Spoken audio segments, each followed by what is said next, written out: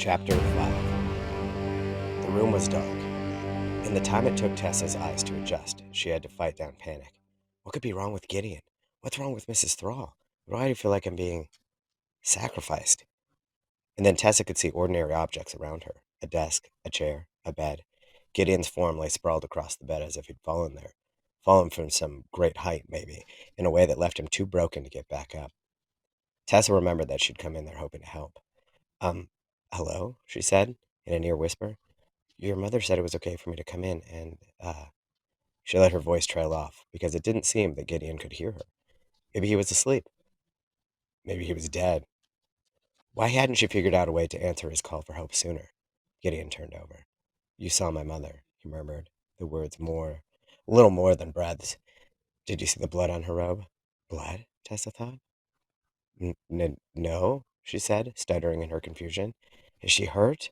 Or are you? She wasn't sure if she should turn around to go help Mrs. Thrall or step closer to Gideon to help him, or just flat out run to save herself. But Gideon was opening his mouth to talk again, and she had to know what he was going to say. They gave her that robe, Gideon said, because of me, because of what I did. It's made of blood and bones and death. His voice trailed off.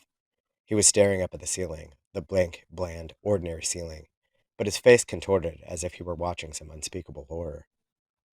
I brought you flowers, Tessa said, and it was ridiculous. This wasn't what you said to someone who looked as anguished as Gideon, but she felt like she had to get him to look away from that ceiling to stop him from screaming or wailing or whatever he was about to do. Murdering someone? No, don't think like that, she commanded herself.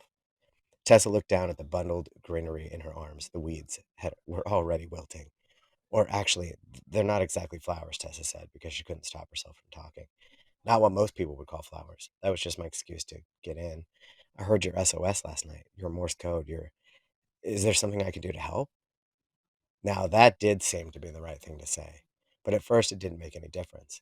Then Gideon began turning his head in excruciatingly slow motion, and even when he was gazing toward Tessa, he couldn't seem to focus his eyes on her, standing right there, rather than whatever he thought he saw beyond her.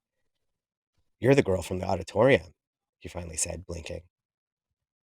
In spite of everything, Tessa felt a tingle of pleasure. He remembers me. The handsome, heroic, amazing Gideon Thrall remembers me. Yes, I live next door, she said, pointing to the wall behind him. Somehow it seemed like she was trying to brag again, like she was her mother showing around a picture that was probably faked, trying for some reflected glory she didn't deserve. That's how I heard you last night. Gideon lifted his head from his pillow. He squinted. He was trying so hard to see her. Tessa felt honored. I need a computer, Gideon said. His head fell back against the pillows, as if the exertion of looking at Tessa had been too much for him. They won't let me have a computer. I have a computer, Tessa offered. I can run and get it. No, Gideon thundered. He hit his fist against the wall, and for a moment Tessa feared that he was trying to break it down. He could punch a hole in it and reach into Tessa's room and take whatever he wanted that belonged to her. Would she let him? Would she have to? Was that what she'd set in motion, coming here? All this flashed through Tessa's mind, even as Gideon's fist opened and his hand slid helplessly down the wall. They'd see you, Gideon whispered. He was staring at the ceiling again. They watch. Who? Tessa asked. You know, Gideon whispered. Tessa didn't think she did. Clearly, he didn't mean Mrs. Thrall. And as far as Tessa knew, there wasn't a Mr. Thrall, or he died or vanished before Gideon was born. Then she remembered how everyone had watched Gideon as he stood up on the stage. People always watched someone like Gideon. Someone like Tessa, not so much. I'll hide the computer, Tessa told Gideon, trying to placate him. Nobody will see me bringing it over here. And I'll tell your mother I'm just getting a vase. Gideon looked at her again, studying her face, blinking back whatever specters had hidden her from him before. Yes, he said. Tessa felt like she'd just passed some test. She'd pleased him. He liked her. He approved. This made her feel so buoyant that she pushed through the door with great confidence. Mrs. Thrall was sitting on the opposite side of the living room, as far away as possible. Her face had been taken over with sour disapproval. I need a vase for the flowers, Tessa said with great dignity. I'll be right back. She left the door of the Thralls' apartment cracked slightly, so she wouldn't have to rely on Mrs. Thrall to let her back in. She rushed into her own apartment, into her own room, feeling glad that her parents weren't anywhere in sight. They were probably still sleeping off the disappointments of last night, of every night of their lives. They might not awaken at all. Not me, Tessa thought. I won't be like them. She tucked her small flip-up computer under the front of her shirt and grabbed the first jar she could find from the kitchen. Back in the hallway, she got prickles at the back of her neck. Somehow, she did feel like she was being watched now, like someone was paying very close attention to what she was doing. The hallway was empty. I'm a girl taking a vase for flowers to a friend, she told herself. Who would care about that? She kept her arms crossed against her stomach, holding the computer in place. But surely, if anyone was watching, it would just look like she was cold. She nudged open the door back into the Thrall's apartment. Mrs. Thrall's expression, if anything, had grown even more disapproving while Tessa was away. Tessa just brushed past her and went into Gideon's room. He was sitting up. Sitting up! Quickly, Tessa pulled the door shut.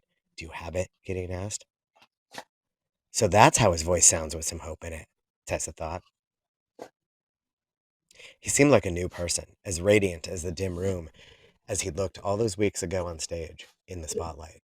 It was amazing how hope could transform even messed up hair and an unshaven face and unwashed, rumpled clothes into something as stunning as a hero in a crisp uniform.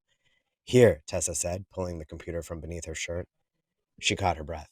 She'd been holding the computer against her bare skin, and now he was touching the computer, and surely he could feel how her skin had warmed the cold metal. Gideon flipped the computer over and tore off the bottom panel. He began yanking out wires. Hey, Tessa protested. Stop that. You didn't say you were going to break it. She put her hand over his, trying to pull it back. I'm not breaking anything, Gideon said. I'm masking it, so no one can trace my keystrokes. Tessa stopped pulling on his hand. So it's true what people say, she asked, that everything can be traced. Not everything, Gideon said. Not if you know what you're doing.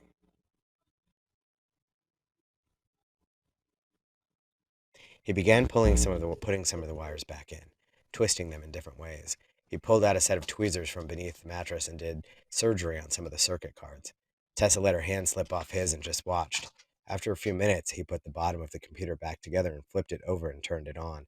He began typing in commands Tessa had never seen before, bringing up strings of mysterious code.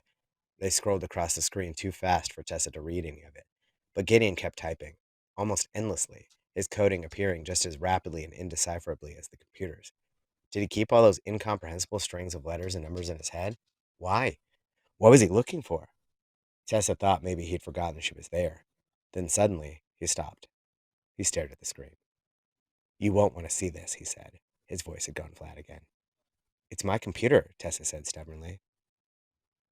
Gideon looked at her. His eyes were so sad. Tessa had been around unhappy people all her life, but she'd never seen anything like this. You could drown in that kind of sorrow. You could fall into that grief and never be seen again. Don't say I didn't warn you, Gideon said. He hit a single key, and the long strings of coding vanished. A few numbers still flashed across the bottom of the screen, but Tessa ignored them. Suddenly, instead, she was watching video. People dressed in odd, colorful clothes that were crowded into some sort of marketplace. They swirled randomly from one stall to another, examining piles of melons, heaps of strawberries, oranges that seemed to glow in the sunlight. Children laughed and licked ice cream cones. Mothers snuggled babies tight against their chests and kissed their foreheads and tickled their tummies. Tessa leaned closer, drawn in, enchanted. And then suddenly, everyone in the video was looking up and screaming and running. The pillars of the fruit stands fell over, watermelons splattering to the ground, oranges rolling underfoot, people tripping and falling and screaming and screaming and screaming. Tessa felt the explosion that followed rather than hearing it. She realized that Gideon must have turned the sound off, but she still felt shaken to her bones. She cringed, as if she expected the ceiling to fall on her own head, the world to come crumbling down around her own body. On the screen, dust rose up to meet everything that was falling down, falling apart, dying. The dust covered dead babies, dead children, dead mothers. Mercifully, the dust hit everything. The screen went black. Tessa couldn't move. That's what I did, Gideon said, and his voice was every bit as dead as the babies, the children, the mothers. That's what everyone's worshiping me for. He looked toward Tessa, and his eyes were dead too. I killed 1,632 people, he said. Do you still think I'm a hero?